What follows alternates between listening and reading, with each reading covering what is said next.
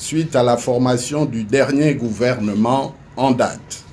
La communauté nationale a appris la nomination de M. Michel Menga Messon aux fonctions de ministre d'État, ministre de l'Habitat.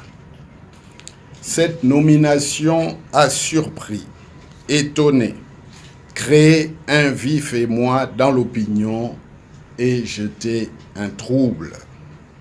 Devant cette situation, notre parti appelle tout d'abord au ressaisissement et à la sérénité. Je voudrais d'emblée préciser qu'il n'y a pas lieu ici d'instruire un procès contre quiconque, mais de fournir des éléments de clarification sur les circonstances de son départ pour le gouvernement. Notre parti tient ensuite à rappeler que l'intéressé est un de nos membres fondateurs et par conséquent un adhérent de celui-ci. Sa contribution à l'affirmation de notre engagement a été particulièrement remarquée.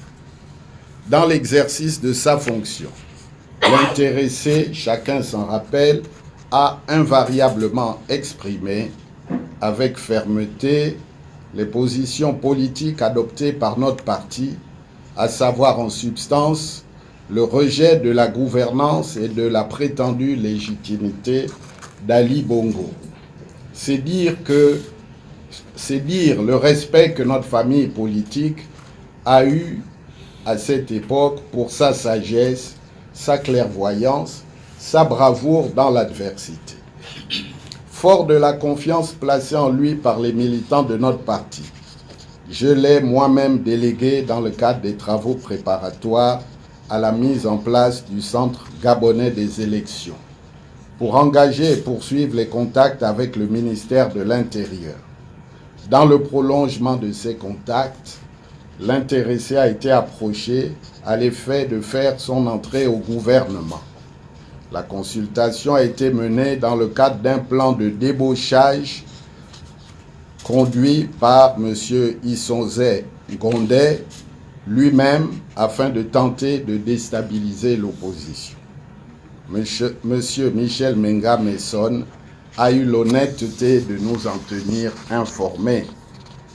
Aussi, à une très large majorité du secrétariat exécutif, tout en lui rappelant les positions politiques qui sont les nôtres et qui demeuraient inchangées, nous avons par mes soins tenté de l'en dissuader, tout en soulignant qu'une telle participation ne saurait être qu'individuelle, notre parti s'étant toujours refusé de se prêter à de telles manœuvres politiciennes. De fait, la nomination de l'intéressé obéit à des mobiles qu'il lui appartient à lui seul d'exposer et d'expliciter. Je veux redire ici, afin qu'il soit bien clair, dans l'esprit de tous, que la participation de l'intéressé au gouvernement est une décision personnelle qui n'engage que l'intéressé et que du reste, ce dernier assume. Le gouvernement est, nous dit-on, en charge d'organiser les élections. En quoi a-t-on besoin d'opposants pour cette tâche qui est dévolue au CGE? Il s'agit ici d'un gouvernement issu d'une dissolution violant la Constitution sans un quelconque programme de gouvernement préalable. En réalité, ceux qui sont dans ce gouvernement sont enfermés dans un piège qui se refermera inexorablement sur eux quand viendra l'heure des comptes.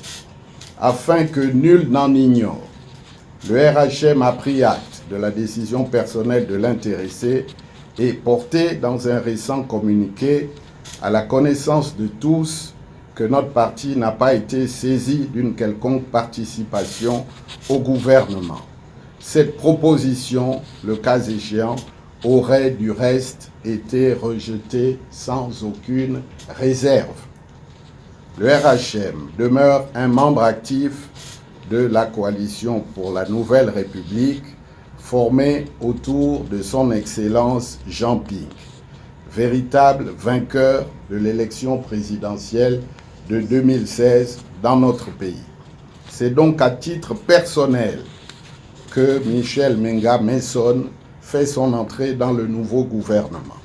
Sa décision personnelle n'engage pas le RHM, qui n'en est nullement comptable. L'ensemble des militants de notre parti attendent de l'intéressé qu'il tire lui-même toutes les conséquences de sa décision dont nous prenons acte. Car en effet, c'est le lieu d'évoquer les incompatibilités de l'article 132 de nos statuts dont l'intéressé premier responsable administratif du parti était chargé d'en faire observer les termes. C'est toujours le lieu de rappeler que pour le RHM, la crise post-électorale prend sa source dans la forfaiture d'Ali Bongo Ondimba, qui a perdu les élections et s'est maintenu au pouvoir par un coup d'État militaro-électoral. Le RHM ne reconnaît aucune légitimité à Ali Bongo et ne saurait donc prêter quelque serment que ce soit opportunément ritualisé et qui, au vrai supplice suprême, masque mal un authentique acte de reddition couronné par un aveu d'allégeance.